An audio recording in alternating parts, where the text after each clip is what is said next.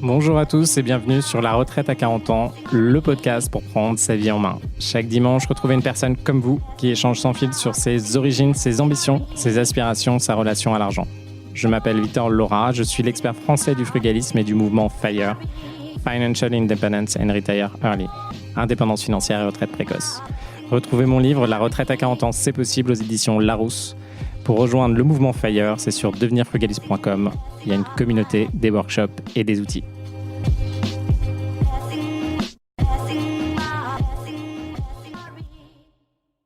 Bonjour à tous et bienvenue dans un nouvel épisode de La Retraite à 40 ans. Aujourd'hui, je reprends les interviews et je suis avec Guillaume. Salut Guillaume. Bonjour tout le monde. Je suis super content. On a écrit rapidement le titre du podcast d'aujourd'hui. C'est gagner 1 million d'euros en bourse grâce aux options. Donc là, c'est un épisode spécial bourse. Je te remercie parce qu'on s'est rencontrés sur TikTok. J'ai fait un petit live en loose day et finalement, on a discuté, puis tu es venu, puis on a échangé. Je trouvais ça fantastique. Sur un live TikTok complètement par hasard, alors que d'habitude je participe jamais au live. J'étais sur le point de dormir, donc ouais, pas de rencontre. J'adore parce que surtout, en fait, ton expérience, alors je trouve ça vachement bien parce que tu as une vraie expérience FIRE du coup. FIRE qui est vraiment plus FIRE à l'américaine parce que toi, c'est full, de ce que j'ai compris, c'est full bourse. Et on va pouvoir revenir sur tes strats qui peuvent faire peur, qui peuvent aussi donner envie. Et je trouve ça fantastique. Ma première question, c'est de savoir d'où tu viens. Donc, tu es français à la base, c'est ça? Alors, je suis français. J'ai grandi dans le sud-est, près de Grenoble. J'ai une famille qui n'est pas forcément riche, voire pas riche du tout. Enfin, classe moyenne inférieure dans un regard lotissement, hein. On est une famille de 5 enfants. Ah ouais, Avec mon père qui travaillait, ma mère au foyer. 5 Donc, enfants. oui, donc les fins de mois étaient un peu compliquées. Donc, j'ai grandi pas dans une pauvreté extrême, mais quand même pas loin de la richesse. Ok. J'ai fait des études, j'ai fait du développement, web, mobile, tout ça. J'ai étudié, la tech, l'ingénierie informatique et j'ai travaillé là-dedans, je travaille toujours là-dedans en freelance. C'est toujours une activité que je fais maintenant à temps partiel, mais que je continue. J'ai travaillé un certain temps en France avant d'avoir, la chance d'avoir l'opportunité de partir aux États-Unis, à New York. Comment tu t'es trouvé? Parce que c'est quand même. Ouais, Tu... beaucoup de gens cherchent ça et les opportunités, je pense que tu seras d'accord avec moi, c'est, des fois, il faut pas les provoquer, il faut juste voir ce qu'il y a autour de soi et savoir les saisir. Ok. Je travaille dans une petite boîte qui a été rachetée par une boîte américaine Ok. et c'est marrant l'anecdote parce qu'on a appris, un jour, donc réunion tout le monde avec le PDG. Bon, grande annonce et cetera, on savait quelque chose venait, grande annonce 10h du matin. Il nous fait l'annonce, bon, on est racheté par une boîte américaine et cetera. Moi, j'ai pris ma décision en 10 minutes au début de cette réunion en me disant à la sortie de la réunion: «Je vais voir le PDG, je vais lui demander s'il y a une opportunité d'aller là-bas». En disant: «Ouais, C'est vrai. effectivement, je suis dans l'équipe tech, il y aura certainement besoin de faire la jonction tech entre nous, ce qu'on a, eux, ce qu'ils ont» et cetera. Il était super réceptif, à ma proposition. Il dit: «Ah oui, effectivement, écoute, tu es le premier à venir, ouais, c'est possible, je vois avec les RH là-bas». 2 semaines après, il est de retour avec moi en disant: «On a lancé ton visa». C'est Donc génial. donc voilà, les opportunités, en fait, moi, j'ai beaucoup de gens qui me demandent: «Comment est-ce que tu as fait pour partir à New York?» En disant: «J'essaye, j'y arrive pas, je cherche du travail, avoir un visa» et cetera, et c'est d'ailleurs plus compliqué aujourd'hui en 2025 que moi quand je l'ai fait en 2013. Mais ce que je leur dis, c'est: ne te focalise pas seulement sur le rêve de vouloir partir à New York, à San Francisco, je sais pas quoi. Regarde autour de toi, les opportunités, il y en a. Si c'est pas celle-là, ce sera une autre. Moi, les États-Unis, j'aime bien, ça fait rêver pas mal de monde, mais c'est pas non plus quelque chose que je voulais absolument faire. J'ai simplement saisi l'opportunité en 10 minutes, au bon moment. T'as quel âge aujourd'hui? 42 ans. 42 ans. Donc, on a à peu près la même génération. Pour nous, les États-Unis, c'était un vrai truc. Parce Ah que, oui, c'était un vrai truc. Ouais, ouais. effectivement, c'est tombé un peu maintenant, en une dizaine d'années, ça a bien reculé au profit de l'Asie, et Ouais. cetera. Bon, le monde change, hein, c'est Non. très bien. Mais il y a 10 ans, oui, c'était un truc qui faisait rêver beaucoup plus encore. Et tu voulais, en fait, pour bien comprendre, tu parlais anglais ou bien ou un peu de Bien, quoi? bien, c'est un grand mot. Ouais, un peu mode Ouais, dev, ouais. quoi. Ouais, non, c'est le grand avantage aussi des États-Unis, c'est que, les gens sont très ouverts, très accueillants et on peut y aller en parlant un anglais qui est un peu pété, sans que ce soit un réel problème. Je me suis évidemment amélioré en 10 ans, Mmh. maintenant, je parle, alors on perd jamais son accent, on travaille sa prononciation, mais l'accent reste toujours. Tu Donc je parle toujours avec un bel accent français en anglais américain, mais j'ai travaillé en prononciation quand même. Et tu pas décidé de prendre des cours, tu sais, un peu des acteurs là pour réussir à vraiment, gommer ça? Si, j'ai eu quelques cours de prononciation justement, qui ont été gracieusement offerts par, ma boîte, donc qui nous a rachetés parce qu'on était plusieurs Français, donc moi, j'étais le seul dans la tech à y être allé au début, d'autres m'ont rejoint plus tard. Mais il y a eu d'autres, côté produit, côté équipe exécutive qui sont venus, où on avait tous le même problème, où on avait, l'accent français très, très, très marqué quand même. Donc là, ils ont eu la gentillesse de nous payer quelques cours pour améliorer ça. Ah, c'est génial. Toi, tu avais envie de partir aux US, hein, c'est ça? Ou pas forcément? Honnêtement, pas forcément. Ah, OK, c'était Avant non, non, avant que la réunion arrive, ça m'avait même pas traversé l'esprit. C'est pour ça que je dis les opportunités, mais tu seras certainement d'accord avec moi, les opportunités sont là, il faut savoir, pivoter vite et les saisir. ouais, je suis tout à fait d'accord avec toi. Moi, le truc, c'est que je vois les opportunités que je prends pas. C'est ça qui est terrible. Tu sais, je me rends Ah oui, compte, bah ça oui. tu sais, Oui, quand bien sûr, bien sûr. alors c'est pas On va parler bourse et ça, non, on le verra, on le verra. C'est un ouais, des grands drames de la bourse, c'est l'opportunité qu'on voit, qu'on rate et qu'on voit après coup. Mais l'avantage, c'est que ça, c'est le passé. Il y en a d'autres, il y en a tout le temps. ouais, en fait, tu vois, moi, c'est carrément même dans le présent aujourd'hui. Je sais que, tu vois, par exemple, j'ai pas assez d'énergie. On me propose un invest, on me propose de faire quelque chose. Je vois que je peux acheter quelque chose, je vois que je peux reprendre une boîte. Et en fait, tu sais, je suis pas en capacité de le prendre aujourd'hui, mais je le vois concrètement là maintenant. Tu vois, c'est pas comme, tu sais, j'ai loupé un deal en bourse et je me dis, ah merde, putain, j'aurais dû prendre ça. Et puis je me serais fait, je sais pas, 10 000 balles, tu vois. Ouais. Là, c'est vraiment là, j'ai les trucs Oui, en oui, flux oui, tendu, quoi, tu vois. tu le vois, ouais, mais c'est pas grave, il y en aura d'autres, hein. Si Ah, mais il y en tu a, rates, c'est sans fin. La il y, a- vérité, c'est sans fin. il y en aura plein. Tu te retrouves aux US, tu pars aux US à quel âge? Bah, j'étais pas si jeune que ça, j'avais 30 ans 30 quand ans? on a Ouais, quand lancé même. quand on a lancé le process. Donc beaucoup de gens disent: «Ah bah oui, après 25 ans». Non, non, non, non, j'étais pas âgé, hein, mais j'étais pas jeune non plus. Ouais, c'est vrai, parce que 30 ans d'habitude. Donc, t'étais pas, t'étais plus en couple, tu t'es dit, je pars, je peux y aller. Ou. J'étais en couple, Ça. du Ouais, coup, bah, moi, je suis plus en couple. ouais. Ouais, Priorité. non, ouais, Ouais, ouais, bah, c'est un peu rude. c'est un peu rude, ouais. Ouais, c'est un peu rude, ouais. Dans ta vie, est-ce que tu avais déjà commencé à faire de la bourse à ce moment-là ou pas? Oui, mais pas du tout au niveau, de ce dont on va parler. Je me suis intéressé à la bourse à partir de dans la à la crise de 2008, OK. qui est donc juste quelques années avant, parce que là, on était en 2013, donc 5 ans avant, avec des moyens très limités, hein, parce que je commençais à travailler. J'étais arrivé à Paris, donc en venant de la province, avec un salaire, parisien et rien d'autre. Les auditeurs le savent, tu vis pas très, très bien. Tu gagnais combien à peu près? Ça devait être, en net, ça devait être 2 500, quelque chose comme ça, donc c'était, Donc à l'époque 2 500, donc c'était pas les mêmes, ouais. loyers, mais quand même Ouais, mais tu quand même, je me rappelle, je payais 770 de loyer peut-être pour un studio à Nation, complètement miteux. ouais, puis tu rajoutes, en gros, tu étais à 900 balles avec, le chauffage, le machin, le Ouais, voilà, voilà, donc donc bon, j'arrivais à péniblement à économiser 1 000 balles par mois, quoique, ah, tu arrivais quand même ouais, à peu près, ouais, et tu mettais ça en et bourse. je mettais ça en bourse. Qu'est-ce qui fait? Parce que c'est un Et évidemment, au début, j'ai tout perdu, alors c tu bah, bah, bien c'est sûr, pas bah, voilà, marrant. parce qu'il faut, quand tu débutes, tu tombes dans absolument tous les pièges du débutant. Je suis pas plus malin qu'un autre, et donc il faut bien apprendre quelque part et au début, tu perds. Alors ça fait d'autant plus mal que l'argent est cher parce que tu en gagnes peu et tu Ouais sais pas comment en gagner plus et quand tu perds, ça fait mal, faut persévérer. et Apprendre de ses et surtout, surtout de ne pas répliquer ses erreurs et essayer, d'apprendre des autres et voir l'expérience aussi, des autres. ouais. Et ça, j'ai compris après coup, bien sûr.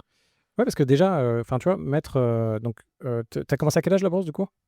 Là, j'avais, en 2008, 25 ans par là. 25 ans? Parce Ouais. que déjà, tu vois, te dire que tu vas en bourse, il y a beaucoup de alors aujourd'hui, c'est beaucoup plus facile, tu sais, on dit tout le monde, Oui, aujourd'hui, ça les ETF, machin. ouais, ouais. Mais tu vois, à l'époque, Oui, oui, les qu'est-ce qui ETF t'a poussé? existaient, étaient moins populaires, il y avait beaucoup moins de contenu, comme celui qu'on est en train de créer d'ailleurs, qui expliquait l'investissement en général. Et même les services et systèmes qu'on pouvait utiliser, c'était beaucoup moins facile C'était de d'accès. la Ah, merde. c'est ouais, carrément, ouais, C'est bien. accéder au marché américain, déjà, c'était quelque chose en tant que tel. Ouais, Tu allais, à l'époque, j'avais Bourse Direct, je crois que ça existe toujours, hein, rien contre eux, c'était très bien. Mais voilà, comparé à ce qu'on a aujourd'hui, c'est ça enfin, c'est un jouet, quoi. ouais, c'est un jouet. Du coup, là, tu commences à investir, tu fais quoi? Tu fais du stock picking un peu, ou tu Ouais. vas directement sur des produits, Non, je fais beaucoup de stock picking, j'ai fait toutes les erreurs, possibles. vas-y, alors vas-y, Du c'était quoi? Vas-y, balance. du stock picking, réagir aux news à la semaine savoir, imaginer, utiliser l'analyse technique, Ouais, imaginer que je vais pouvoir prédire l'avenir. Ça, on va y revenir, c'est très important. ouais. Je pense, de mon point de vue, essayer de prédire l'avenir en bourse, c'est aller au casse-pipe. Mmh. Heu, Indirectement, tu le fais un peu, mais avec, des moyennes, sur, les positions que tu prends. alors non, je le fais alors Tu faisais séance. on fait forcément un petit peu parce que dès qu'on investit, on prédit que l'avenir sera évidemment, il y aura quelque chose qui se dégagera de profit dans l'avenir par rapport à aujourd'hui. Ça, c'est la base d'investissement. Ouais. Mais essayer de prédire où sera telle valeur et cetera à partir de, signaux de je ne sais quoi et savoir où ça va être. Alors les signaux, techniques et cetera, ça on pourra en reparler, mais ça fonctionne pas, ça fonctionne plus. Ça a été créé à une époque où, la bourse était différente. Je vais peut-être m'étendre un petit peu dessus, mais grosso modo, il y a une règle qui existe en bourse, qui existe dans n'importe quel marché, mais surtout en bourse, qui s'appelle la règle d'efficience des marchés. Et l'efficience du marché, elle dit que s'il y a une opportunité sans risque ou avec peu de risques, facile à détecter et à prendre, ça combler immédiatement. Et l'analyse technique, elle essaye de nous faire détecter des opportunités sans risque ou avec peu de risques à laquelle on pourrait prétendre. Bah non, parce que tous les hedge funds, et cetera, c'est pas toi avec ton petit MacBook Pro et tes gros doigts qui va réussir à la saisir à la place des hedge funds.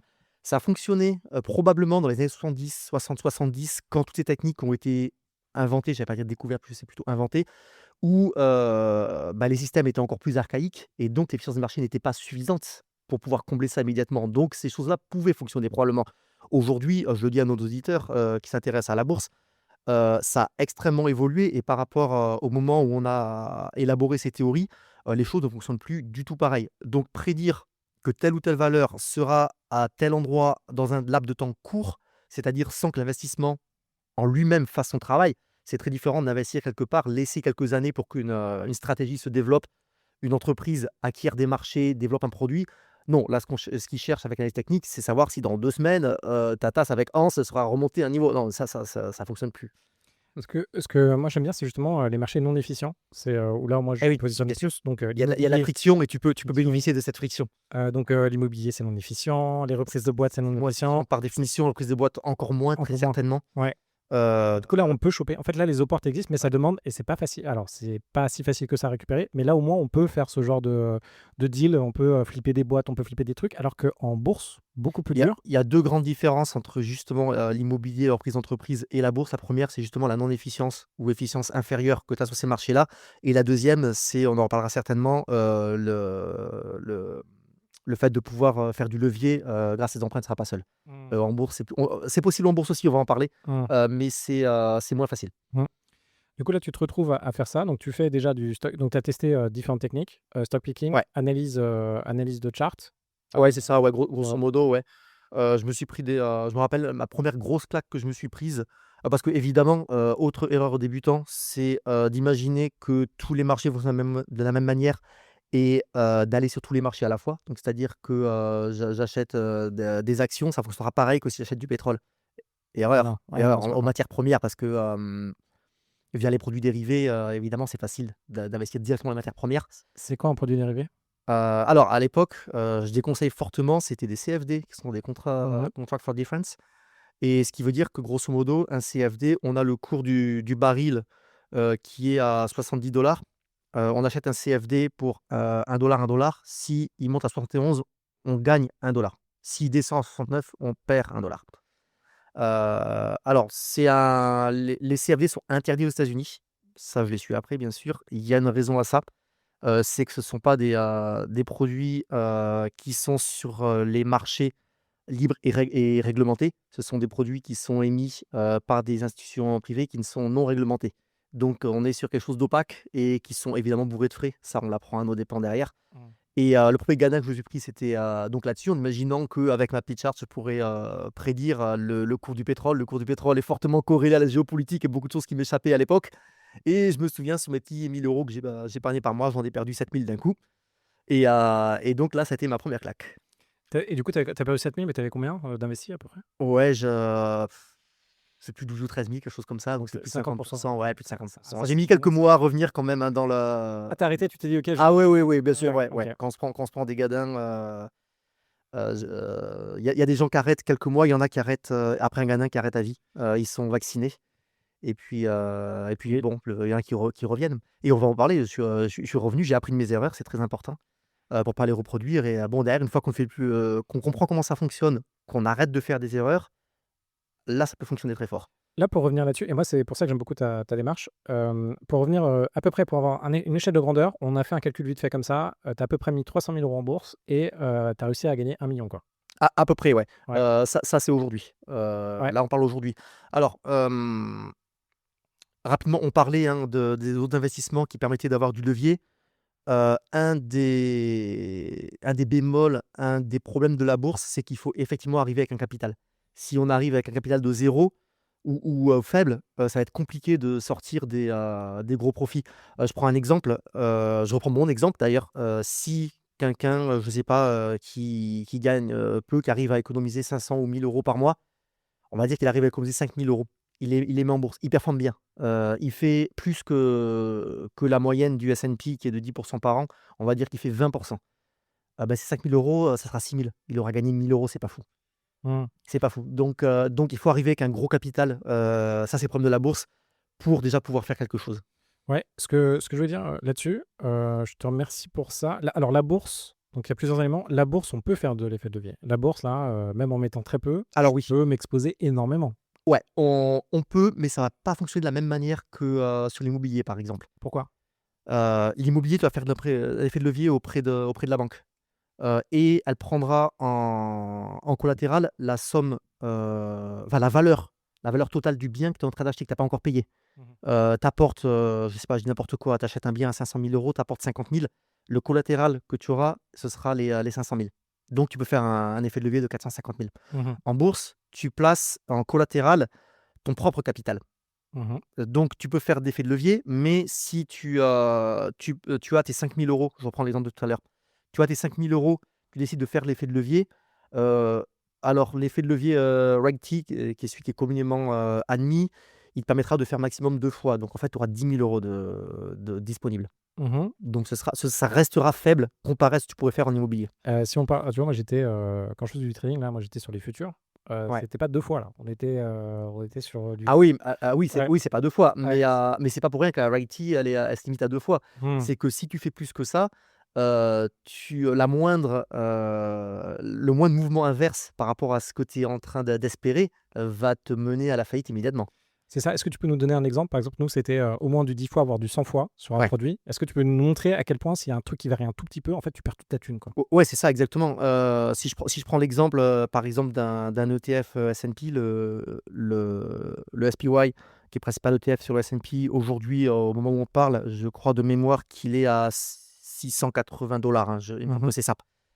Si tu fais un levier de 100 fois, 100 fois, ça veut dire que 1 de variation sur le S&P va te faire, toi, 100 de variation sur ton portefeuille. Donc, si le S&P descend de 1, ce qui arrive, heu, Tous les jours? tous les jours quasiment, Ouais. et ben, tu es en faillite, et être en faillite sur un compte en bourse, ça veut dire que le broker qui fait office de banque dans ce cas-là, te liquide et prend tout ton argent pour, rembourser les pertes. Donc tu as tout perdu. Donc tu as tout perdu. Donc en fait, problématique, c'est qu'il y a plein de stratégies qui peuvent marcher avec, des effets de levier en bourse. Sauf que attention, en fonction de comment tu utilises ton capital, parce que tout de suite, tu peux te retrouver avec, rien si tu prends C'est des ça, effets de levier trop et importants. et et ça du coup, tous ceux qui font de la bourse le savent, en fait la gestion de risque, c'est ça le cœur du sujet en bourse. Il y a beaucoup d'outils qui te permettent aujourd'hui de faire, beaucoup de choses, tu viens d'en parler. Il faut savoir gérer son risque, et on va pouvoir embrayer, d'ailleurs avec les options dessus, parce que les options sont un outil de gestion de risque. Ouais, tu disais qu'il faut, pas mal d'argent du coup pour, pouvoir réussir à investir en bourse. Alors, il y a plusieurs éléments, hein. Si quelqu'un commence aujourd'hui, et qui veut simplement profiter de l'effet de la bourse, oui, il peut, investir dans son ETF et cetera. Effectivement, sur 30 ans, 60 ans, il peut devenir millionnaire, juste avec un ETF Monde ou un ETF, Ouais. S&P 500.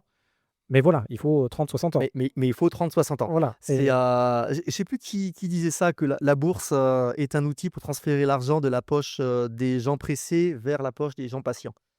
OK. Ouais, Oui, bah, c'est oui. c'est une expression qu'on dit souvent, qui est assez vraie. Bah, oui, parce que Qui ceux est qui assez vraie, hein. Tous ouais, ceux qui essayent d'aller très, très vite, se plantent, inexorablement.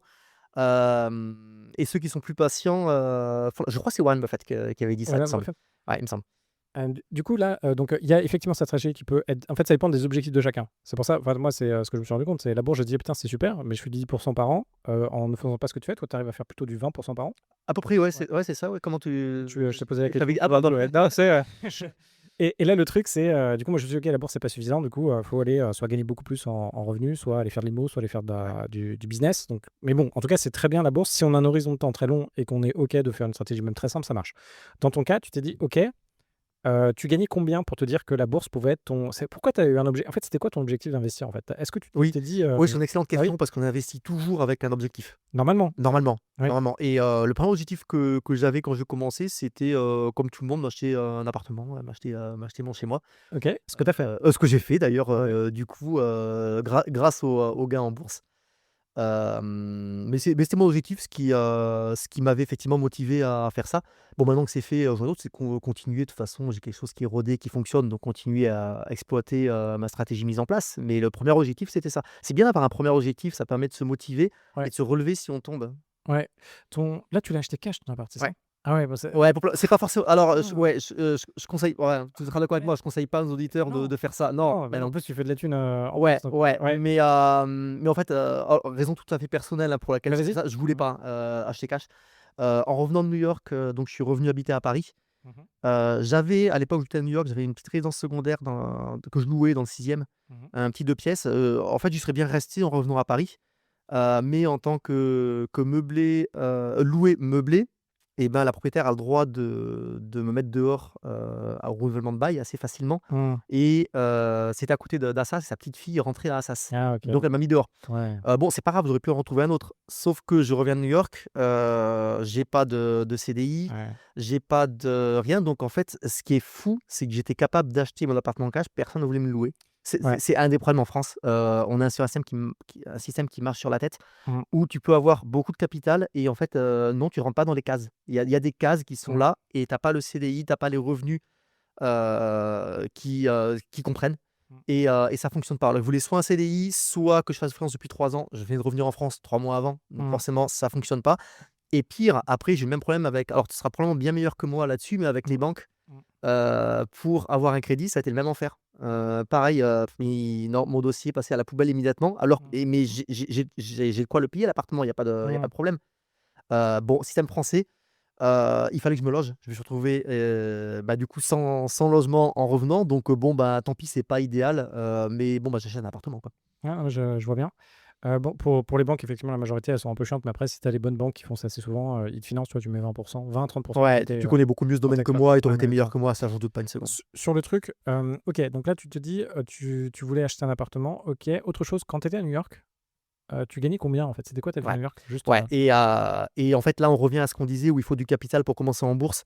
J'ai commencé à faire sérieusement de la bourse, effectivement, après être parti à New York, parce que les États-Unis sont un pays où, dans la tech et dans la finance d'ailleurs, on a la chance de gagner de très, très bons salaires, ce qui a été mon cas rapidement après mon arrivée. On progresse beaucoup plus vite aux États-Unis qu'en France.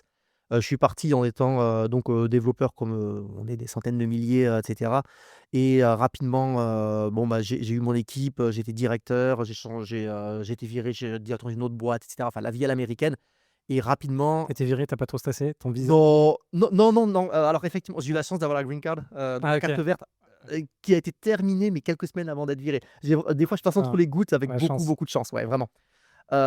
Donc ça c'est pas grave, et enfin d'être viré quand on a la green card, parce que Oui, le oui. visa avant était effectivement lié à ma boîte. Ouais, chaud. Être viré, ça veut dire retour en France. Ouais, tu 3 mois, je crois, ou je sais plus quoi, 3 Ah, j'ai 24 heures. ah, il y avait 24 heures? Ouais, sur le visa L1, alors je sais pas si c'est toujours le cas, c'était Ah, 24 c'était heures. 24 heures? Ah, tu Ouais, lequel toi, tu avais? L1 qui est un Ah, là, OK. L1, si tu, pour ceux qui connaissent un peu les États-Unis, c'est un visa donc de déplacement interne. Comme j'avais dit, je Ah travaille OK. pour une entreprise française OK, rachetée par OK. une boîte américaine, et le visa de déplacement interne qui est plus simple à obtenir que le H1B, par exemple. Voilà, c'est ça, moi je pensais plus, ouais, Ouais, ça, le H1B qui est devenu impossible d'ailleurs avec les nouvelles politiques, de Trump là. de Trump. 100 Le 000 balles. Ouais, Je ouais, donc ça, ouais, là, enfin, à part être vraiment un cadre reconnu dans son domaine, c'est très, très compliqué. Le L1, a toujours été plus simple, et donc c'est des passements internes, et en plus un très bon visa qui ouvre la voie à la green card derrière assez facilement. Mmh. Donc ce que j'ai fait. Tout ça pour dire, voilà, pour revenir à ma situation là-bas, tout ça pour dire que rapidement j'ai gravi les échelons, et rapidement effectivement je me suis retrouvé avec des revenus de 200 000 par an. 200 000 par an. Et tu où? À Manhattan ou à l'extérieur? J'habitais à Manhattan quelque temps, puis ensuite dans le Queens, et ensuite, j'étais en couple, donc j'étais dans New Jersey. New Jersey? Parce Ouais. que c'est quand même hors de prix, en Sans vrai. prix Manhattan, j'étais en Mmh. colocation à Manhattan. Ouais, c'est ça. Ouais, ouais, Faut quand même le dire, ah ouais, ouais, même quand tu même avec gagnes ouais, des bons salaires à Manhattan. À un moment, j'aimais beaucoup, hein, j'étais à Lower East Side, qui est un ouais, quartier très vivant, j'adore. ah, j'adore. Très vivant, central de New York. Moi, j'aime beaucoup le rock. Il y a énormément de petits, bars, de pubs, de musique live, Mmh. rock à Lower East Side, c'est fantastique. Mais à un moment, c'est vraiment mettre beaucoup d'argent, pour vivre. Donc ouais, à un moment, je suis un peu Ouais, allé un bah, peu plus loin. c'est trop chaud. Et en plus, tu as beaucoup d'impôts, hein, directement, non, à New York? Tu étais à Alors, 42%, non, en tout? à New York, tu as plus, c'est pour ça, ouais, c'est une des raisons pour lesquelles je suis parti au New Jersey aussi. Oui, Après, c'est c'est ce qu'à New que tout York, le tu as monde la fait ça. city tax, Ouais, c'est de ça. 4%, Ouais. qui se rajoute. C'est un cas unique aux États-Unis, qui se rajoute au reste de ton imposition. Donc ouais, New York coûte cher. Ouais, et c'est pour ça que tout le monde va justement, Et c'est pourquoi tout le monde va au Hoboken, ouais, c'est ça. de l'autre côté de la rivière, ouais. Du coup, et pourquoi tu es rentré? Et mal du pays. Ah OK, tu t'es dit, mais peut-être, je sais pas, une rupture, un truc, où ton taf, Non, te non, poussait non, plus? non, non, non, Non? non, le Pas Maldives, du la tout? France, ouais, la France me manquait. Comme beaucoup de Français, une fois qu'on passe du temps à l'étranger, beaucoup, il y a d'autres, nationalités qui rentrent beaucoup moins. Je pense aux Indiens, aux Chinois, Ouais. des nationalités asiatiques qui partent et qui reviennent, pas ou peu. Pour les Européens, souvent on part, on découvre, on aime beaucoup et puis on rentre parce que la France est un beau pays, on a plein de choses ici. Je sais pas, on est attaché à notre culture de manière différente. 10 ans, hein, quand même, hein, Ouais, 10 ans quand même, ouais. ouais, Ouais, c'est assez 10 long. ans, Ouais, ouais. parce que 10 ans, c'est le moment où tu Mais clairement, non, d'un point de vue financier, rentrer n'avait aucun sens. bah oui. Eh bah, oui. Oui, oui, non, attends, ça n'a aucun sens. On parle de, là, je rentre, je pars d'une situation effectivement où je gagnais beaucoup d'argent, où tout va bien, l'imposition est, élevée comme aux États-Unis, mais acceptable. Mmh. Je reviens, des débats lunaires sur, combien on va nous imposer, combien ils vont nous rajouter et cetera. Donc, ouais, non, financièrement, ça n'a aucun sens. Mais, la qualité de vie, à un moment passe, en premier. Là, tu t'es fait plaisir, tu as acheté un appart un peu de rêve, un peu, Ouais, ouais, dans un quartier, quartier vraiment bien quartier très coté. et OK, donc tu es rentré, ta bourse tournait bien, donc là, tu as burné quand même pas mal de ton cash pour mettre ça dans l'appart? Malheureusement. Ouais.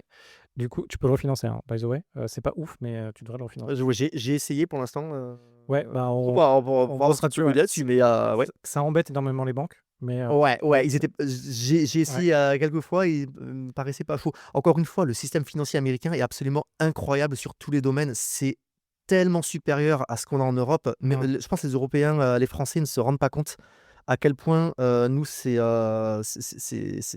des mobylettes, quoi, ce qu'on a en Europe mmh, comparé, au fonctionnement financier américain. Dans cet exemple précis du refinancement, de l'immobilier aux États-Unis, ils ont, ce qu'ils appellent, HELOC. C'est une ligne de crédit, donc qui est disponible, pour ton immobilier, possédé entièrement et cette ligne de crédit, donc comme n'importe quelle ligne de crédit, est à ta disposition et tu peux l'utiliser comme, bon te semble, sans payer d'intérêt dessus tant que tu l'utilises pas et c'est disponible en quelques jours, une fois que tu as le contrat, accessible, pour en faire, ce que tu veux. Tu as pas de remboursement, planifié derrière, tu as juste les intérêts, et ce qui est très proche d'ailleurs du prêt sur marge, on en parlera plus tard, en bourse et ça, c'est disponible sur l'immobilier aux États-Unis. C'est un outil qui est formidable. Les gens que je connais qui font des options comme moi aux États-Unis l'utilisent, ouais, justement, avoir en du tant que cash, quoi. collatéral parce que c'est Ouais. du cash Mmh. disponible et ça, en France, j'étais super surpris de voir que ça n'existe pas du tout. Ouais, je pense que ça va arriver, tu sais, c'est un peu comme les cartes de crédit. Ça arrive avec 20 Ouais, ans de retard, ouais, ça ouais. 20 ans de retard, ouais. Je languis le moment où on aura ça qui arrive en France parce que, pour l'instant, on a des prêts hypothécaires, des choses comme ça. C'est très lourd, C'est c'est trop long, très lent, c'est compliqué. ça coûte très cher, Ouais. et ça me semble pas efficace. Déjà, on est au Crédit Lombard maintenant, tu vois? On en parle, On pourquoi? on a déjà avancé On avance, tu vois? on n'y est pas encore, mais on a un peu avancé. Comment ça marche ça? Comment tu gagnes plein de thunes en bourse, là? Alors, oui, je vais revenir donc du coup, comment on fait? Parce que, à force de m'intéresser là-dessus, ça fait à peu près 20 ans que je fais de la bourse, ça fait 10 ans que j'ai basculé sur une stratégie qui est pas du tout répandue, qui m'est très personnelle et qui est basée en grande partie sur les options qui sont un produit dérivé. Alors, on entend produit dérivé, on entend, risque, spéculation, casino et cetera. Non, c'est pas les options, c'est un produit particulier qui est différent de ça. Grosso modo, ma stratégie, c'est, d'investir dans des produits, donc des ETF monde, S&P 500 et cetera qui sont très stables. On sait sur le long terme, ça monte. C'est des choses qui rapportent, 8 par an, 10 par an, quelque chose comme ça et d'aller booster la rentabilité avec les outils qui me sont disponibles, par-dessus ça. Donc avec les options et avec l'effet de levier que me procure la détention des ETF. Pourquoi tu fais pas, un ETF x2? Bonne question. Alors ETF x2 ou Ouais, acheter sur marge 2 fois plus d'ETF? C'est déjà ça, pas la c'est même pas pareil. chose. Ouais, est-ce C'est que pas tu la peux même chose. expliquer la différence? Ouais, on va expliquer la Ouais. différence parce que nos auditeurs, qui s'intéressent un peu à la bourse ont probablement vu passer des ETF, leverage. Ouais. En France, je sais que le LQQ Mmh. est assez, populaire, si je dis plus de bêtises, pas de bêtises parce que, je suis resté au marché américain. Le LQQ, je crois que c'est le Nasdaq x2, c'est ça en France? Faut regarder, je sais pas Il me semble, exactement. il me semble. Alors, ce sont des outils, faits pour le court terme. Je déconseille, comme tout le monde d'ailleurs, d'investir sur le long terme là-dessus. Le x2 n'est pas le même x2 que si vous apportiez l'argent pour faire un x2. C'est un x2 qui est réinitialisé chaque jour. Qu'est-ce que ça veut dire? Concrètement, ça veut dire que le x2 est calculé journalièrement. Je prends un exemple tout simple. Mmh. On va dire que cet ETF, il est à, non, le sous-jacent pardon du ETF est à 100 $. L'ETF aussi, à 100 $. On va dire que Sinon. les deux sont à 100 $. Ouais. Le sous-jacent, un Beaubourg, il fait 10% de hausse. Ça veut dire quoi sous-jacent? Le sous-jacent, c'est donc celui sur lequel est basé cet ETF leverage. Ok. Donc, FH Leverage réplique ce sous-jacent avec 2 fois le mouvement. Voilà. Donc, par exemple, là, c'est ton Donc, panier d'actions. Le LQQ, Ouais. le sous-jacent, c'est le Nasdaq. Donc, D'accord. quand le Nasdaq monte de 1%, le LQQ monte de 2% Voilà. par jour. Par jour. Par C'est ça jour. le gros truc. Et c'est là où ça va être intéressant. C'est là la douille. Attention. C'est là la douille. Par jour. Je vais prendre un exemple tout ça. Alors, je vais essayer de le faire à l'oral. C'est mieux quand on voit les calculs Ouais. sous les yeux. Je vais Et essayer d'expliquer à l'oral. Avec 10%, c'est pas mal. Avec 10%, ça va être pas mal. Ouais. On appelle ça le beta slippage pour ceux qui connaissent. Donc, grosso modo, on a le sous-jacent qui perd 10%. Mhm. Donc, qu'est-ce qui se passe? Ça veut dire que notre LQ perd 20%. Oui. On est d'accord. Une journée. En une journée. Une journée. Ouais. Une journée. Donc, le sous-jacent passe de 100 à 90. Oui. Notre LQ passe de 100 à 80. Oui. Le lendemain, il remonte de 10%. Donc, il repasse de 90 à 99. Voilà. Attention. Hein, attention, parce que Ouais. 10% sont sur la nouvelle valeur de 90. Oui. Qu'est-ce qu'il va faire, notre LQQ? Il va remonter de 20%. Oui. Sauf que 20% de 80, Oui. ça va donner 8,87, ça va donner 96. Oui. Ça veut dire que donc le sous-jacent sera remonté à 99 et notre LQ sera remonté à 96. Et donc, ce bêta slippage, c'est quelque chose qui va rogner au fur et à mesure du temps parce que le levier se réinitialise chaque jour, qui va rogner au fur et à mesure du temps et qui va mener la valeur de l'ETF à levier vers zéro. Sur ces ETF, moi, ce que je vous conseille, c'est aller voir leur valeur et dézoomer. Dézoomer au maximum et vous allez voir que la valeur est rognée au fur et à mesure du temps. Et sur des outils, par exemple Google Finance, comparez avec l'évolution du sous-jacent et vous allez voir, c'est flagrant sur le long terme. Énorme. Ouais, sur le long terme, même si vous êtes dans la bonne direction, en fait, au bout d'un moment, la valeur sera rognée complètement sur l'ETF x2.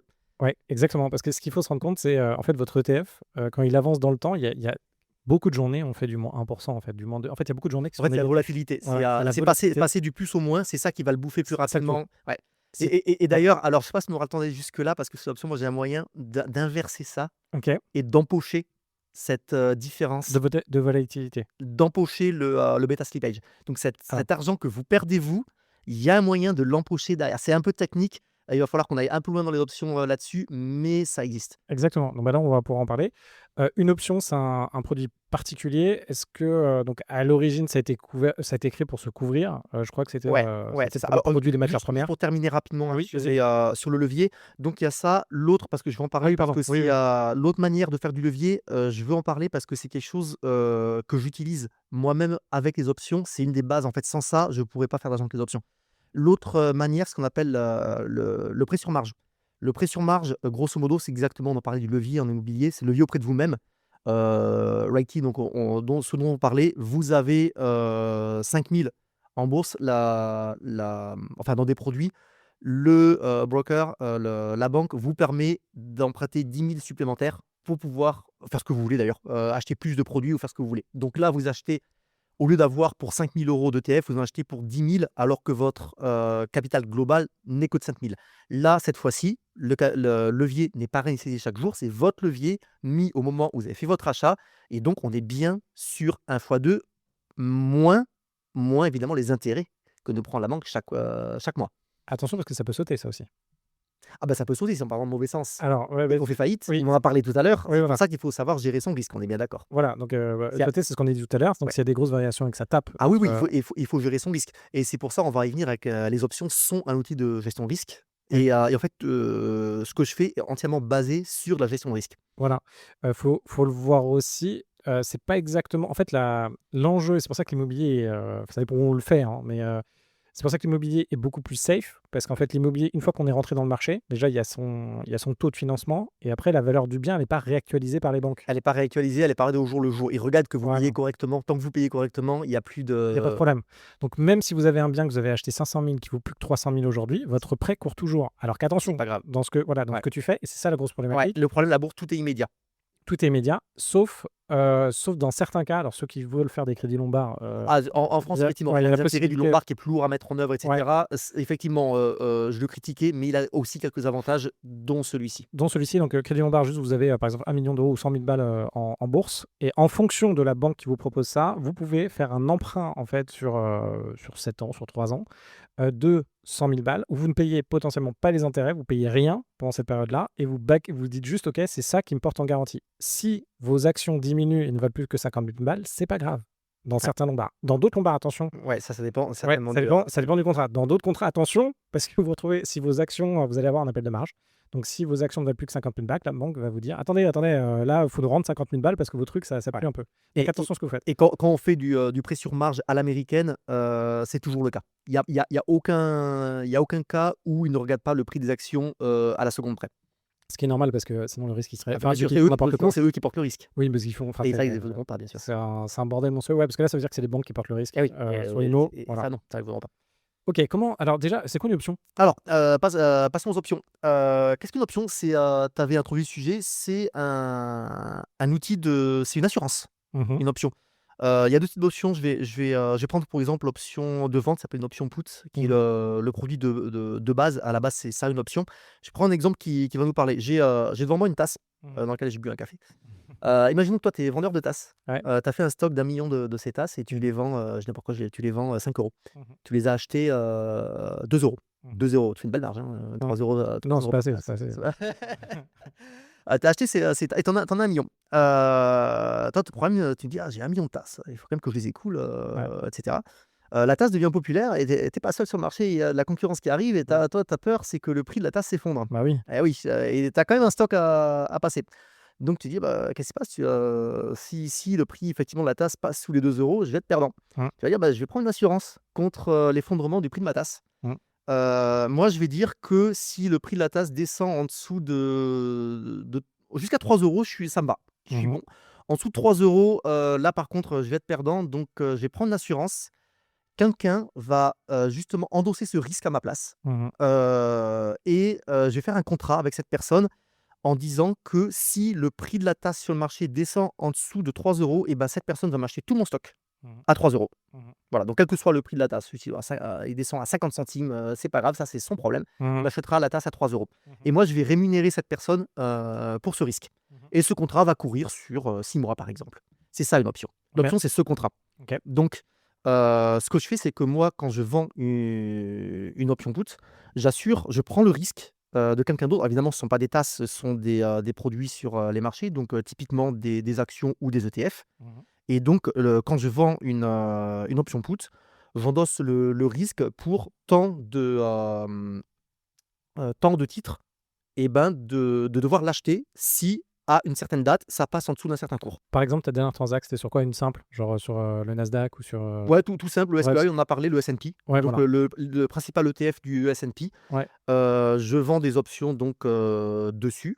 Et si à la date d'expiration, donc ça c'est la date de fin de contrat, Mhm. il y a deux métriques importantes dans les options. Date d'expiration, donc un contrat est toujours à une échéance fixe, Mhm. donc qu'on décide, et à un prix d'exercice. Donc si dans 2 mois, date de fin de contrat, ça passe, aujourd'hui il est à 680, on avait dit, je crois, on va dire que j'ai vendu à 615. Si ça passe en dessous de 615, et ben le risque est pour moi. Voilà. Ok. Et donc évidemment, quand je vends ça, la personne qui achète ce contrat en face, c'est un contrat négocié sur les marchés, hein. Je ne vois pas l'acheteur en Oui, c'est ça. direct. C'est quelque chose ensuite qui s'échange. C'est un marché qui est énorme, qui est liquide.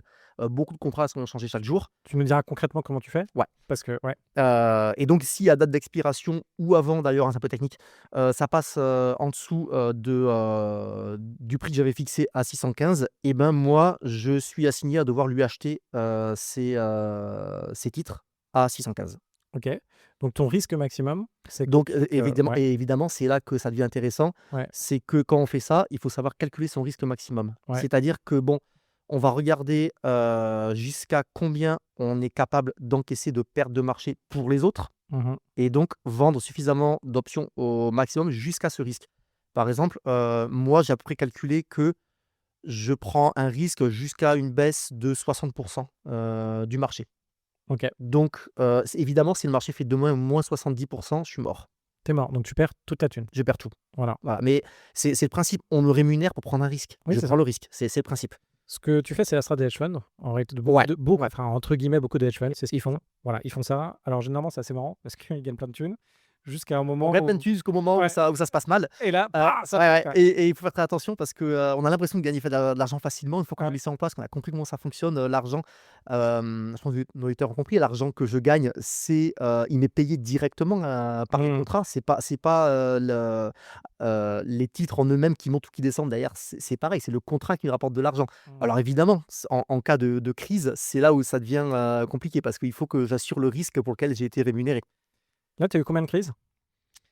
Je fais ça depuis 10 ans, donc mon regret et ce qu'on me dit souvent, c'est: «Ah oui, tu as calculé ton risque, tu as pas connu de vraie crise». Effectivement, j'ai connu le covid, Ouais. qui est descendu en flèche quand même. Covid, Au on début, s'en ouais. souvient moins maintenant, mais ça a été violent Ouais. parce que le pire, en fait, qui peut se passer quand on fait ça, c'est quand ça descend en flèche. Oui. Quand ça panique. Parce que les options étant un produit d'assurance, panique égale assurance très, très, très, très cher. Et Mmh. évidemment, quand, toi, le contrat est en route, c'est un contrat qui est coté en temps réel, hein, comme tout sous les marchés. Il descend très vite et tu peux vite arriver à un appel de marge sur ton contrat lui-même, qui est en somme négative. Un contrat, par exemple, que tu as vendu pour, $500, je prends l'exemple sur, S&P, ça pourrait ça un contrat que je vends, c'est $500. En cas de crise, il peut vite monter à 8 000, et cetera, qui donc se retranche sur ton capital. Ça Mmh. ça va très vite. Et donc, Autre ouais. baisse par contre qui sont, beaucoup plus gérables et au contraire que j'aime beaucoup, moi, c'est comme les années 2022. En 2022, on s'en souvient plus, mais ça a bien baissé. Ça a baissé de 20. C'était quoi déjà? Ça a baissé graduellement, Ah, lentement, mais tout au long terrible, et ça, c'est ouais, mais ça, c'est terrible. formidable parce que du coup, les coûts d'assurance sont chers. Oui, pour toi, ouais. Ouais après on les calcule comme on veut. Moi, je vends, avec, donc ça s'appelle un prix d'exercice qui est, le prix auquel j'assure, qui est un peu en dessous du cours actuel, OK. avec un taux d'échéance de 2 mois. Donc ça veut dire que, bon, je peux te donner mes chiffres, hein. Sur le S&P, je m'autorise à 8 de baisse en 2 mois et si le S&P baisse de moins de 8 en 2 mois, je suis gagnant dans tous les cas parce que c'est au-dessus du prix auquel j'assure. OK, donc toi, c'est 8 en fait. Ouais. C'est 8. Donc là, si le S&P se pète de plus de 8. De plus de 8 ça veut dire que je serai ce qu'on appelle dans la monnaie, Ouais. donc il faudra que je remplisse mon rôle. Ah, parce que tu as 2 types d'options. Toi, tu fais les options qui ont une, date d'exercice, c'est des options que tu peux exercer à chaque moment. Ouais, en fait, elles ont toutes une date d'exercice. Ouais, oui. Sur les options, auxquelles on a accès sur les actions, qu'elles soient d'ailleurs en Europe ou aux États-Unis et sur les ETF, il y a qu'un seul type d'option en général disponible, ça s'appelle les options de type américaine. Ça ne veut pas dire qu'elles sont vendues aux États-Unis. Ça veut dire que c'est un type d'option, le nommage est un peu, est prêt à confusion, Mmh. hein, qui peuvent être exercées à n'importe quel moment. En général, c'est pas le cas, pour des raisons de perte de prix et cetera, pour celui qui peut exercer. En général, c'est pas le cas, mais effectivement, si, au cours de la durée de vie de l'option, ça descend en dessous du strike, l'acheteur d'option est en droit de l'exercer à n'importe quel moment. Et généralement, ils le font pas. Et vraiment, ils le font pas parce que, on va peut-être, y venir justement. Ouais. Ce qui fait gagner de l'argent dans les options, c'est le temps. C'est le temps que je vends, en fait. Le risque et le temps, c'est la même chose, hein, c'est Mmh. une seule unique chose en finance. Plus le temps avance, moins il y a de risques, Oui. tu as des chances. Plus, tu es loin de l'échéance, en fait, plus tu ne sais pas où ça va aller. Mmh. Si, par exemple, j'ai une date d'échéance qui est à 2 ans, en 2 ans, c'est plein de choses, Ouais, la tu sais crise, pas, machin et cetera. ouais. J'ai une date d'échéance qui est à 2 semaines, on se doute bien que, en 2 semaines, c'est moins de choses qu'en 2 ans. Mmh. Donc le temps et les risques, c'est la même chose. Donc je vends du temps, je vends du risque. Et tout ça diminue au fur et à mesure du temps et c'est avec tous ces calculs-là que je suis arrivé au fait de vouloir vendre à moins, donc sur le S&P, hein, moins 8 2 mois. OK, moins 8 c'est quand même, Ouais, je suis conservateur.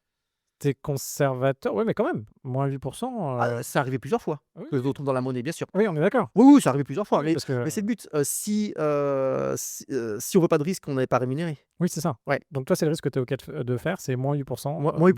J'avais même fait, à l'époque où j'avais plus de capital, du moins 4 où j'avais plus des reins encore plus solides Ah oui, mais ça ça rapporte beaucoup plus. bah oui, Et bien ça se sûr. vend, Voilà, donc là, double. maintenant, j'ai moins de capital, à allouer à ça, hein, Ah, bien écoute, sûr, à cause de l'achat immobilier. ouais. Donc je prends moins de risques. Mais tout ça, c'est quelque chose qui se calcule et si on fait des options, en fait, j'allais dire, c'est quasiment un métier, hein, à Mmh. faire. C'est ce calcul de risque. Donc le calcul peut être très simple. Moi, ce que j'ai fait, c'est tout bête. J'ai pris les sous-jacents sur lesquels je vends les options, donc le S&P, donc à présent, je ne fais pas que sur le S&P, mais c'est un des principaux. J'ai pris les valeurs du S&P depuis depuis le début où il existe. J'ai couché tout ça C'est long, ça. dans un tableur. C'est trop long. Tous les... Non, non, non, non, non, attends. J'ai couché tout ça dans un tableur chaque jour Ouais. et j'ai regardé en vendant donc un benchmark en disant 2 mois. Je vais expliquer pourquoi 2 mois. Sur 2 mois, quel est le drawdown maximum qu'il y a eu dans les différentes crises. Mmh.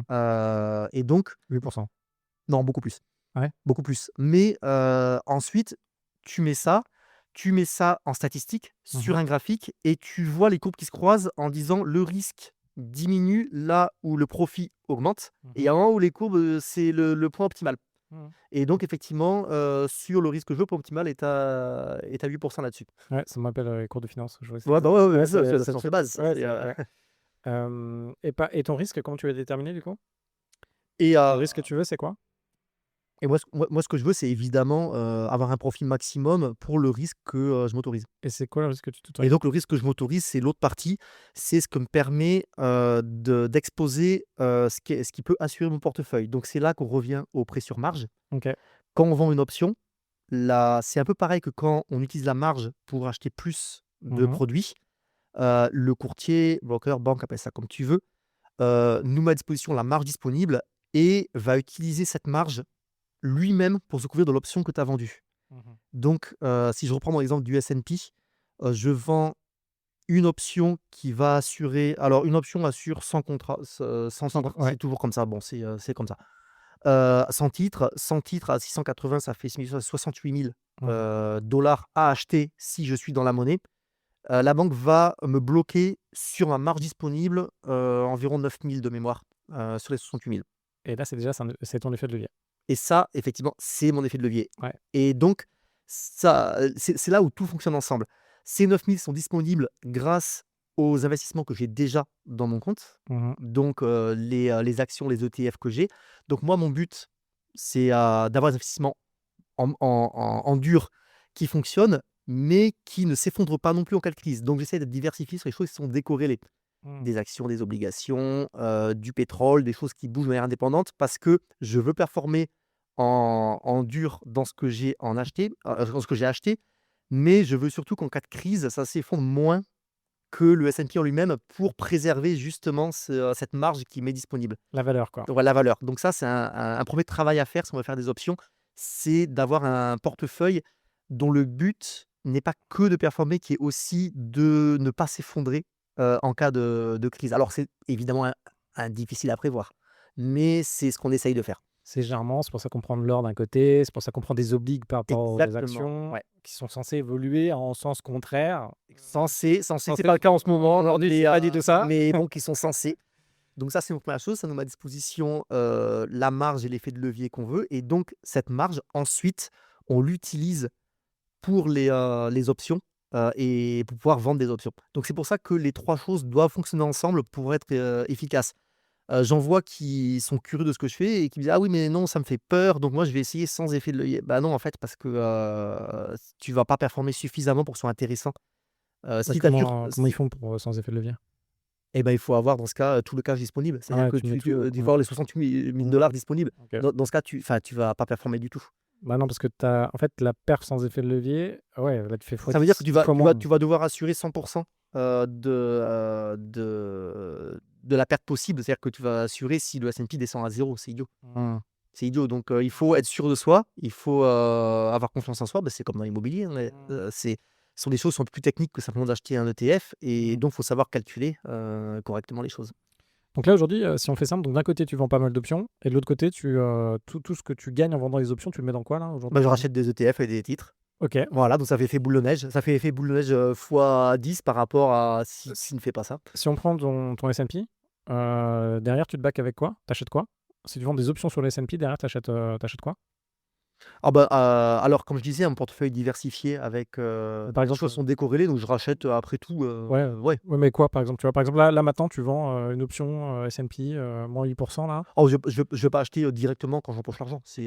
ou t'attends un peu, ouais. Ouais, j'attends un peu, quand j'ai suffisamment, j'en rachète plus. Mais genre Ça quoi? ça C'est genre, c'est ton réflexe, c'est quoi? Je sais pas, Ouais, mon réflexe, ouais. ça va être très simple, hein. Ça va être des grands ETF effectivement, du S&P lui-même. OK. Alors j'essaye de ne pas faire que vendre des options du S&P en ayant du S&P pour faire un peu décorrélé. Bah oui, du coup, Donc voilà, donc ça peut être, aussi traditionnellement, DIA que le Dow Jones, OK. qui bouge avec le S&P évidemment, on va pas se mentir. Ouais, Tout est corrélé de plus en plus d'ailleurs, on parlait d'efficience des marchés, mais la ouais, corrélation aussi maintenant est c'est dingue. devenue assez dingue, ouais. C'est ça. C'est dingue. Il se passe un peu à New York et en fait, tout Paris qui descend donc Ouais, des ça, des obligations, on en parlait parce américaines que plutôt ou américaines, ouais. ouais, Ouais, américaines toujours, ouais, ouais, OK. américaines. C'est combien maintenant? C'est beaucoup, les obligations américaines, non? Le taux, là, je m'en rends pas compte. Ça 5,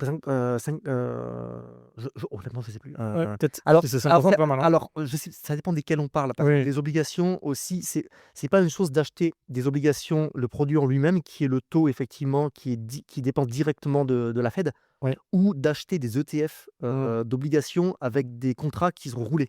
oui, Les obligations peuvent avoir contrairement à ce qu'on imagine, une volatilité immense, mmh, si on achète des obligations long terme. mmh, Même chose que tout à l'heure, c'est-à-dire que, la volatilité, si le temps est long, est bien plus important que si le temps est court. Donc des mmh, volatilités long terme peuvent varier énormément en valeur. En fait, j'avais dit qu'on ne peut pas prévenir l'avenir. J'essaye quand même d'avoir des achats, je vais pas tamer le market, tamer le oui, c'est comme ça qu'on dit.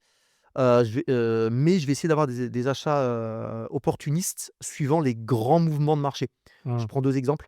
1er exemple, pendant le covid, mmh, tout était à l'arrêt, rien ne fonctionnait. mmh. Je sais pas si nos auditeurs se souviennent, à un moment, le baril de pétrole avait un prix négatif. Ouais, On oui, s'est dit: oui. «Il y a tout qui va bugger, c'est pas possible, il y a un prix négatif». Non, c'est très bien. Qu'est-ce que j'ai acheté à ce moment-là? Option. Des pétrolières. Ah, tu as acheté les Des pétrolières? pétrolières à Tu as pas bloc. fait en option? Je vends des options, mais avec le cash que j'avais du cash disponible, j'ai OK. acheté des pétrolières Ah, à tu as bloc. pas voulu faire des options sur les pétrolières?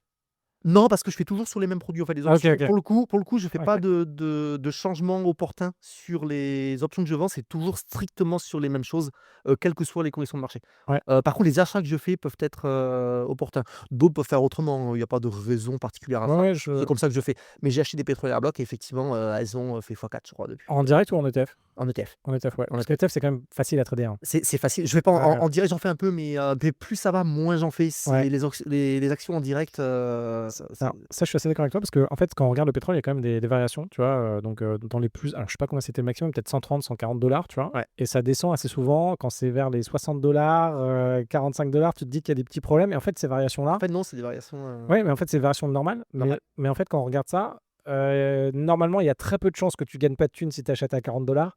Il y a très peu de chances que Ouais, ouais, ouais. donc en vrai, ouais. Le pétrole, quand on parlait de ça en introduction, je m'étais viandé dessus, Ouais. tout début.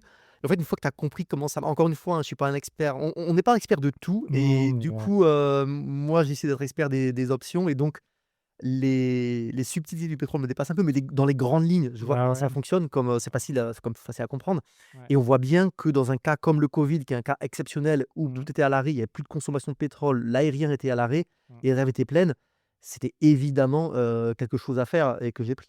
Plus récemment, autre, coup opportun, c'est quand les taux, étaient prêts à remonter, Ouais. sur les obligations donc longues, Ouais. qui varient énormément en valeur, Mmh. dans les ETF. Quand elles sont en ETF, pas quand elles achètent en direct. Avec la variation des taux, là aussi alors là, ça m'aurait bien marché que le pétrole, pour l'instant, c'est pas fou. Mais, Mmh. il y avait, normalement, dans la théorie financière, il y avait quelque chose à faire, donc c'est là que j'ai acheté beaucoup d'obligations. Mmh. Non, mais c'est génial. Est-ce que tu as un dernier point que tu voudrais ajouter?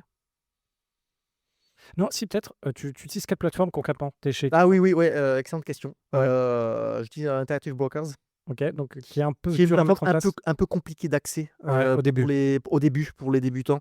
Hem Alors encore une fois, je suis un système américain, donc je connais assez mal les plateformes qu'il y a en France. Je crois il y a DeGiro qui est Ouais, ouais, assez populaire. de 0 on peut utiliser Interactive Broker, mais c'est un peu chiant de créer de s'inscrire. Ouais, Mais ouais, à la base, Interactive Brokers, c'est quelque chose qui est fait pour les professionnels. ouais, Ils ont ouvert au grand public, hein, c'est accessible maintenant à tout le monde, mais c'est pas leur cœur de cible et donc ils font rien pour que ce soit facile d'accès. ouais, on peut l'ouvrir aussi avec sa boîte et cetera pour ceux que ça intéresse. Ouais Ouais. et l'avantage d'Interactive Brokers, S'il y en a qui veulent répliquer évidemment ce dont je parle, c'est que tout est disponible. Donc, les options, le prêt sur marge, les produits, quasiment tous les marchés du monde et l'échange de devises. On n'a pas parlé de ça, mais effectivement, il est possible de faire des emprunts en dollars et de placer ça dans une autre devise où les taux d'intérêt sont moins chers, et cetera, et cetera. C'est quelque chose d'extrêmement puissant. Ouais, t'es pas allé sur le Japon, toi. T'as fait ça un peu ou pas comme, J'ai pas fait. Non, t'as J'ai fait pas fait. J'ai peur que le carry trade, Ouais, putain, j'ai peur que la variation de la devise, pour l'instant, je sais pas. C'était super, Guillaume. Je pense qu'on a fait un super épisode. J'espère que ça vous a donné envie. Alors, contrairement, je sais pas si vous vous rappelez, j'ai fait des épisodes un peu sur l'analyse technique et je posais des questions parce que j'étais assez détracteur. Je suis détracteur en fait de ce type d'éléments. Par contre, ce que tu fais, faut doser son risque. Mais en tout cas, moi, c'est le genre de truc moi qui m'intéresse, qui me ferait marrer à faire. Encore une fois, ce que j'aime bien, c'est, je pense que ce qu'on partage, c'est aussi, je pense qu'à la bourse, on peut aller assez loin. Je pense qu'effectivement, on peut avoir une expertise qui nous mène, en fonction du risque qu'on prend, à vraiment gagner avec la bourse. Et d'ailleurs, c'est ce que tu fais, donc ça, c'est top. Par contre, il faut vraiment y aller. Attention à votre capital. Faut aller faire de l'argent quelque part, quoi. Dès qu'on veut faire de l'argent, on prend du risque. Voilà. Je pense qu'on va se rejoindre sur un point entre la bourse et l'immobilier, c'est que de toute manière, tout tourne autour de savoir gérer son risque. Oui. Ouais, il n'y a pas d'autre chose en matière d'investissement et de finance d'ailleurs. Ouais. Tout est risque. Et après, dans ce que tu fais aujourd'hui, alors c'est relativement. Tu fais pas beaucoup. Tu fais combien de positions par semaine? Tu dois pas en faire beaucoup, hein? J'en fais une fois par mois. Ouais, tu fais une fois par mois, quoi. Ouais. J'avais dit à 2 mois, donc en fait, je vends à 2 mois, une fois par mois, donc ça fait comme 2 sous-portefeuilles qui se chevauchent. La raison à ça, c'est que je veux bénéficier du temps et non pas de la volatilité. Et plus on est court, moins il y a de volatilité. Donc 2 mois, ça me semblait être le meilleur compromis. Ok. Et généralement, tu empoches combien tous les mois, du coup? Ça Ouais, varie dis-moi. beaucoup parce que mon portefeuille ayant diminué récemment, c'est Mais moins quand tu qu'avant. étais au gros portefeuille, tu vendais pour combien? Ouais, 10 000 à peu près par mois. Donc tu faisais 10 000 par mois de Ouais. gains. Ouais. Et en plus de ce que tu avais En déjà plus placé. en plus de ce que j'avais déjà Ouais, placé et en ouais. plus, alors je gagne toujours sur 3 fronts en faisant ça. Ouais. C'est, donc les primes payées par la bourse, par les options, pardon. Ouais. Donc effectivement, c'était à peu près 10 000 par mois. Ouais. La croissance organique du portefeuille, Plus. Non, pareil. donc 8%. À peu près pareil. Plus. Ouais, il faut calculer sur un. Ouais, à peu près pareil, ouais. Ouais, Ça, ouais, ouais. quelque chose comme ça. Et les dividendes qui sont versés comme n'importe quel portefeuille. Donc ça fait les 3 façons de gagner de l'argent que je toujours d'ailleurs. Ah, c'est marrant parce que ouais, t'es pas en ETF qui capitalise. Non, parce qu'aux États-Unis, il n'y a pas d'ETF capitalisant. Ah voilà, c'est pour ça que tu parles des 8%. C'est pour ça. En C'est fait, pour ça 8%. ah voilà, Ouais. voilà, c'est ça. Je me disais depuis le début, j'étais là au lieu de 10, voire 13 hein, dans certains trucs. Ouais, 13, faut pousser un peu quand même. 10 ans ETF monde, hein. C'est vrai, 13. 13 Ouais. en capitalisant, ouais. Ouais, c'est pas mal, hein. Bon, je suis pas sûr que ça reste comme aussi. Ouais, Mais je je sais, sais tant mieux pour ceux qui ont les 13. ouais, bah c'est. Tu sais, Oui, donc faudrait que le effectivement, dividendes, prime d'option et croissance organique. Super Guillaume. Est-ce que tu es OK de donner ton nom ou entre les gens, s'ils veulent te contacter, ils me contactent et je vois avec toi si tu veux échanger avec eux? Oui, bien sûr, comme ça, tu peux Ouais. donner mon nom. Vous pouvez aussi retrouver un site qui s'appelle leranti.com. Ah bah voilà, bah OK. Où dessus, alors c'est pas très actif, hein, j'ai fait quelques contenus, je suis pas forcément quelqu'un d'extrêmement actif dans qu'on appelle ça l'influence ou des choses comme ça. J'ai écrit ça avec quelques contenus pour aller un peu plus loin dans les options. J'ai partagé notamment une étude, j'ai écrit un article sur une étude qui prouve scientifiquement que les options sont gagnantes parce que ce sont des assurances et qu'il y a une prime d'assurance là-dessus, donc c'est assez intéressant à lire. C'est bien pressé. S'il n'y a pas trop de problèmes. S'il y a pas trop, non, mais sur le long terme, effectivement, il y a un pourcentage de gain par rapport aux sous-jacents parce que, étant une assurance, les gens payent pour un service. Et ça a été prouvé par une étude de 2017. OK. Moi, j'ai quand même un enjeu, tu sais, sur les assurances qui sont vendues aujourd'hui climatiques. Tu sais, quand on risque, tu as du mal à le. Ça, c'est un domaine, ouais. Parce que tu vois. effectivement, quand on assure des produits financiers comme ça, là, c'est complètement autre chose. Ouais, je sais pas. Moi, il y a un truc qui me. Mais je vois. Mais c'est aussi parce que je suis pas le plus gros expert de ça, tu vois. Super. Merci beaucoup, Guillaume. Voilà. Merci, Victor. À très vite.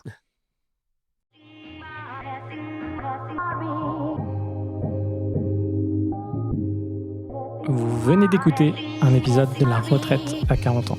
N'hésitez pas à en parler autour de vous, à vous abonner, à rajouter 5 étoiles et à mettre un petit commentaire. Ça nous aide vraiment beaucoup. Pour être informé des nouveautés, rendez-vous sur devenirfrugaliste.com. Une question? Je réponds sur LinkedIn, Victor Lora, Lora. Et surtout, n'oubliez pas, vous êtes déjà au top. À très vite.